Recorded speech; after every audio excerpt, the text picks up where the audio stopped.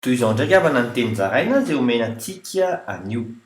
Olon'afaka mba hanafaka ianao olon'i Kristy. Ianao olon'afaka ao amin'i Kristy dia mila manana fandavan-tena hanompo mba hanafaka ny hafa.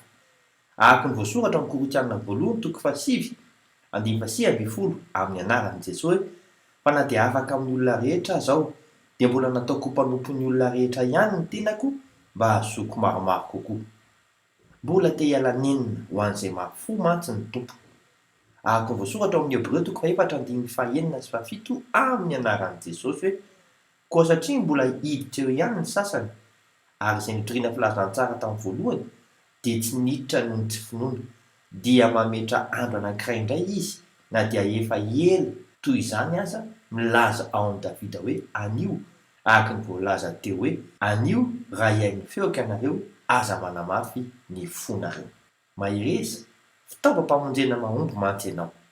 Vavaka isika ray eo, omeo hery aho mba hanana finiavana sy fahazotoana hijova olombelona sy hitory ny filazantsara. Amin'ny anaran'i Jesosy Kristy velona avy any Nazareta. Amen.